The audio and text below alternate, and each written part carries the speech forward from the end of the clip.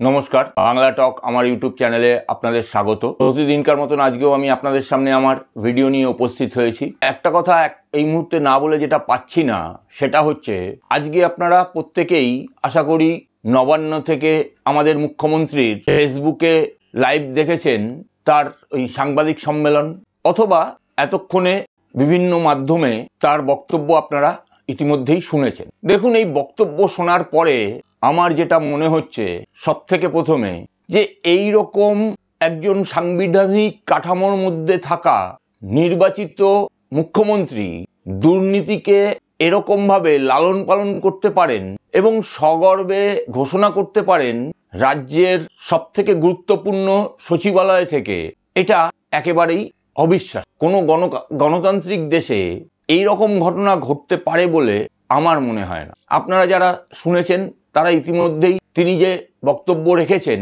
সেটা আপনারা অবগত সে সম্পর্কে। আমি অন্যান্য বিষয়বস্তুগুলোর কথা ছেড়েই দিলাম। কোর্টের রায়কে মান্যতা দিয়ে তাকে নোটিফিকেশন জারি করতেই হতো নতুন চাকরি পরীক্ষা নেওয়ার জন্য 31শে মের মধ্যে, না হলে পরে তার কোনো উপায় ছিল না। আর ওই রিভিউ টিভিউ ইত্যাদি যে বললেন অপশান, 2 নম্বর অপশান, ওগুলো সব ফেক কথা। ওই 7 তারিখ থেকে তিনি শুরু করেছেন এপ্রিল মাসের চাকরি হারা শিক্ষক শিক্ষিকাদের মাথায় টুপি পরানো, তাদের সঙ্গে প্রতারণা করার কাজ, ABC ইত্যাদি অনেক রকম তার প্ল্যানের কথা শুনিয়েছিলেন। তার নম্বর প্ল্যানটা আজকে আমরা দেখতে পেলাম, এক্সিকিউশন অফ নোটিফিকেশন এবং এক্সামিনে পার্টিসিপেট করতে হবে চাকরিহারা শিক্ষক শিক্ষিকাদের, এই কথার মাধ্যমে। দেখুন, এতদিন ধরে এই বিগত 2 মাস ধরে প্রায় নানান সময় নানান কথা বলেছেন, চাকরিহারা শিক্ষক শিক্ষিকাদের সঙ্গে বারবার বৈঠক করেছেন, কখনো শিক্ষামন্ত্রী করেছেন, কখনো SSCর চেয়ারম্যান করেছেন, মুখ্যমন্ত্রী বারবার করে তাদের বিভিন্ন সভা সমিতি ইত্যাদি থেকে তাদের উদ্দেশ্যে বক্তব্য রেখেছেন। প্রত্যেকটা জায়গাতেই তিনি বলেছেন চাকরিহারাদের কোনো চিন্তা নেই, শেষ রক্তবিন্দু অবধি তিনি লড়ে যাবেন, একজনেরও চাকরি তিনি খেতে দেবেন না। আর আজকে একদম শেষ মুহূর্তে এসে তিনি ঘোষণা করলেন যে কোর্টের রায় মেনে নোটিফিকেশন জারি করতেই হবে এবং যোগ্য শিক্ষক শিক্ষিকাদের চাকরিতে বসতে হবে। তার সাথে সাথে তিনি এটাও বললেন যে দ্বিতীয় অপশন হিসেবে আমরা রিভিউ করেছি। দেখুন, নোটিফিকেশন একবার জারি হয়ে যাওয়ার পরে আপনি রিভিউ করলেন কি করলেন না, তার কি গুরুত্ব রয়েছে? কোর্ট আপনার রিভিউর মান্যতা দেবে নোটিফিকেশনের পরে, আপনাকে এ কথা কে বলল? আপনি তো সর্বজ্ঞ নিজেকে বলে জাহির করেন, আপনি তো বলেন নিজে একজন লয়ার, উকিল, তো এইটুকুনি আপনার ন্যূনতম আইন সম্পর্কে জ্ঞান নেই যে কোর্টের যে রায়টাকে মান্যতা দিয়ে আপনি নোটিফিকেশন জারি করে দিচ্ছেন চাকরি নেওয়ার জন্য, সেই রায়টাকেই আবার রিভিউ করতে বলছেন কোর্টের কাছে, কোর্ট আপনার কথার মান্যতা দেবে? কিন্তু তার থেকেও পীড়াদায়ক, সব থেকে আশ্চর্যজনক ঘটনা এবং যেটা এই সমাজের পক্ষে ভয়ঙ্কর একটা ঘটনা, সেটা হচ্ছে মুখ্যমন্ত্রীর এই দুর্নীতিগ্রস্ত বাটপার, চোর, লম্পট শিক্ষক শিক্ষিকা যারা ঘুষের মাধ্যমে, দুর্নীতির মাধ্যমে চাকরি পেয়েছিলেন, তাদের চাকরিটা বাঁচানোর চেষ্টা, তাদের যাতে কোনো রকমভাবে অসুবিধা না হয় সেদিকে তিনি সদা সর্বদা খেয়াল রেখেছেন। কিন্তু যোগ্য চাকরি প্রার্থী যারা, চাকরি হারা যারা, তাদের কিভাবে চাকরিটা থাকবে সে বিষয়ে কিন্তু তার এত উদ্যোগ আমরা দেখিনি। এর আগে আমরা দেখেছি কোর্টের নির্দেশে গ্রুপ সি এবং গ্রুপ ডি চাকরি প্রার্থী তাদের চাকরি চলে গেছে এবং কোর্ট নির্দিষ্টভাবে বলেছিলেন যে এই গ্রুপ ডি এবং গ্রুপ সির নিয়োগে দুর্নীতির পরিধি এত বেশি, এখানে যোগ্য এবং অযোগ্য বাছাই করা যাবে না, ফলে এদের চাকরি চলে যাবে এবং এরা কিন্তু আর এই চাকরির পরীক্ষায় বসতে পারবে না। মুখ্যমন্ত্রী কি করলেন? ওই লেবার ডিপার্টমেন্টের একটা ভাঁওতা দিয়ে, তাদের একটা হজবরল স্কিম দিয়ে এই গ্রুপ সি গ্রুপ ডি চাকরি হারিয়েছেন যারা, তাদের বেনিফিট পাইয়ে দিলেন অর্থে একটা ঘোষণা করলেন, নোটিফিকেশন জারি করলেন। কি সেটা? গ্রুপ সি যারা, তারা মাসে 25,000 টাকা করে ভর্তুকি পাবেন এবং গ্রুপ ডি তারা 20,000 টাকা করে পাবেন। বুঝুন ঠেলা, দুর্নীতি করে চাকরি পেয়েছে তাদের একটি সরকার, সেই সরকার ভর্তুকি দিচ্ছে, তাও কত? 20,000 টাকা করে। তাহলে যারা আপনাদের এই দুর্নীতির জন্য এই 22 লাখ পরীক্ষার্থী যারা চাকরিটা পেল না, তাদেরকে কেন আপনি দেবেন না? আবার এই যখন নোটিফিকেশন জারি হচ্ছে, যারা অযোগ্য শিক্ষক চিহ্নিত, সিবিআই এর ইনভেস্টিগেশনের ফলে প্রমাণিত যারা হয়েছেন, তারা যাতে চাকরিটা করতে পারেন সেই কারণে তিনি আজকে ঘোষণা করলেন সাংবাদিক সম্মেলন থেকে যে 3-4 দিন পরে তাদের জন্য একটা আলাদা নোটিফিকেশন বেরোবে, সেখানে তারা শিক্ষা দপ্তরে বা রাজ্য সরকারের অন্যান্য বিভিন্ন যে দপ্তরগুলো আছে সেই দপ্তরগুলোতে যাতে চাকরি করতে পারেন সেই বিষয়ে তিনি দেখছেন। চিন্তা করা যায় একটা নির্বাচিত সরকার গণতান্ত্রিক পরিকাঠামোর মধ্যে থেকে, সাংবিধানিক পরিকাঠামোর মধ্যে থেকে এই রকম একটা দুর্নীতিগ্রস্ত লোকেদের বেনিফিট দেওয়ার জন্য তাদের যাতে চাকরিটা থাকে বা তারা যাতে অন্য কোনো জায়গায় পুনর্বাসন পান তার জন্য এত চিন্তা ভাবনা করতে লজ্জা লাগে আমাদের।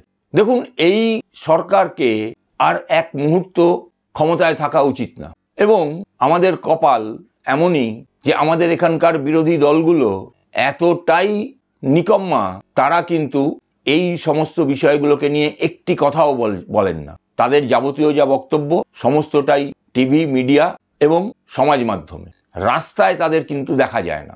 আজকে কিন্তু সময় এসেছে এই বিরোধী দলগুলোকে এই সমস্ত দুর্নীতির বিরুদ্ধে সোচ্চার হয়ে পথে নামার।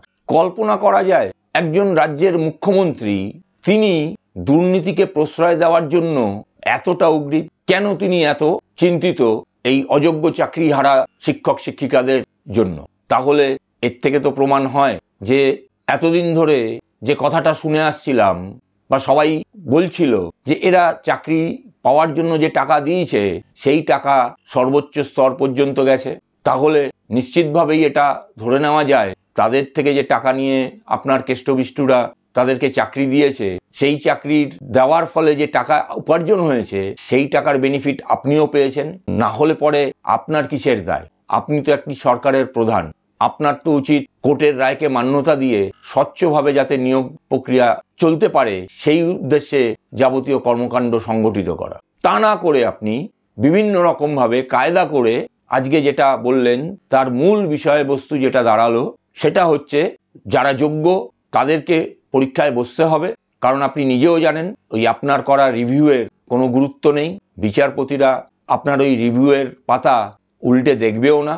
আর দ্বিতীয় যে উদ্দেশ্যটা ছিল আপনার সেটা হচ্ছে এই অযোগ্য চাকরি প্রার্থীদের একটা মেসেজ দেওয়া যে তোমরা চিন্তা করো না, তোমরা এই চাকরির পরীক্ষায় যেমন বসতে পারছো না, আমি কিন্তু তোমাদের জন্য ব্যবস্থা করছি যাতে তোমাদের কোনো অসুবিধা না হয়, ঘুরপথে করে তোমাদেরকে আবার বিভিন্ন দপ্তরে পুনর্বাসন দেওয়া যায়। দেখুন, আজকে সময় এসেছে সমস্ত মানুষকে একত্রিত হয়ে এই সরকারের বিরুদ্ধে কিন্তু গর্জে ওঠার।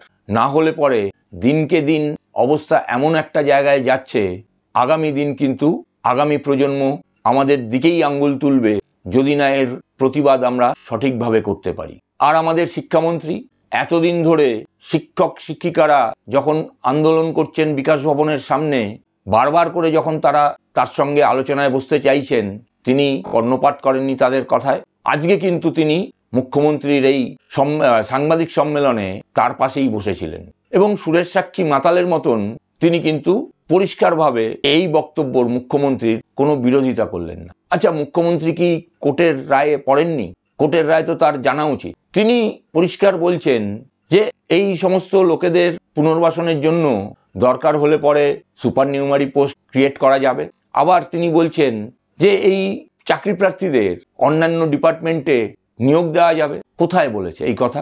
কোনো জায়গায় তো বলেনি। কোর্ট যেটা বলেছেন সেটা হচ্ছে যে সমস্ত চাকরি প্রার্থীরা আগে গভর্নমেন্টের কোনো দপ্তরে চাকরি করছিলেন, কোনো গভর্নমেন্ট জব করছিলেন, সেই জায়গা থেকে তারা এখানে সুযোগ পেয়ে এই শিক্ষকতার চাকরিতে যুক্ত হয়েছিলেন, তাদেরকে সেই সমস্ত পুরনো তাদের দপ্তরে আবার ফিরিয়ে দিতে হবে।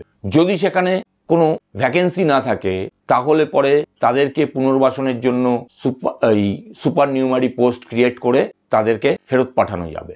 কিন্তু আপনি পুরো বিষয়টার একটা অপব্যাখ্যা করে চেষ্টা করলেন যাতে জিনিসটাকে গুলিয়ে দেওয়া যায়। আসলে আপনি প্রথম দিন থেকেই এই গোলানোর রাজনীতি করে এসছেন, এছাড়া আপনার আর কোনো বাঁচার উপায় নেই। কারণ আপনি খুব ভালোভাবেই জানেন এই সমস্ত অযোগ্য দুর্নীতিগ্রস্ত টাকা দিয়ে চাকরি পাওয়া শিক্ষক শিক্ষিকাদের আপনি যদি না বাঁচাতে পারেন, তাদের যদি আপনি রক্ষা না করতে পারেন, তাহলে আপনার বিপদ আপনার কাছেই ঘুরে আসবে। যার ফলে আপনি কিন্তু আজকে যোগ্য শিক্ষক শিক্ষিকাদের এতদিন যে আশা দিয়ে এসেছিলেন সেই আশায় জল ঢেলে আদতে অযোগ্য শিক্ষক শিক্ষিকাদের পাশেই দাঁড়ালেন। আগামী দিন কিন্তু আপনাকে এর ফল ভুগতে হবে, কারণ আপনি যে গ্রুপ সি এবং গ্রুপ ডি চাকরিহারা অশিক্ষক কর্মচারী যারা ছিলেন তাদেরকে ভাতা দেওয়ার কথা বলেছেন, সেটাও হাইকোর্টে চ্যালেঞ্জ হয়েছে এবং আগামী 10ই জুন আপনার কিন্তু সেই সিদ্ধান্তের ওপরেও আপনার স্টে অর্ডার এবং পরবর্তী ক্ষেত্রে ভাতা দেওয়ার সিদ্ধান্ত বাতিল হয়ে যাবে। আপনি নিশ্চিন্তে থাকতে পারেন, আপনার এই কর্মকাণ্ড মানুষ কিন্তু দেখছে। আপনি যদি মনে করে থাকেন যে এই চাকরিহারা শিক্ষক শিক্ষিকাদের পুনর্বাসন দিয়ে নোটিফিকেশন জারি করে যোগ্য চাকরি প্রার্থীদের পরীক্ষার মাধ্যমে কিছু চাকরি পেয়ে গেল আর আপনি হৈ হৈ করে আপনার 26-এর ভোট পার করবেন, সে বিষয়ে কিন্তু আপনি ভুল ভাবছেন। আর অবশ্যই করে বিরোধীদের এখন সময় এসছে একত্রিত হয়ে, তারা যদি বাংলা এবং এই রাজ্যকে ভালোবাসেন, এই রাজ্যের জন্য কোনো ভালো কাজ কিছু করতে চান, তাহলে একত্রিত হয়ে এই মুহূর্ত থেকে তৃণমূলের বিরুদ্ধে আন্দোলন সংগ্রাম সংগঠিত করা কাজটা চালু করুন, না হলে কিন্তু আপনারাও পার পাবেন না। আজ এখানেই শেষ করছি। নমস্কার, ধন্যবাদ।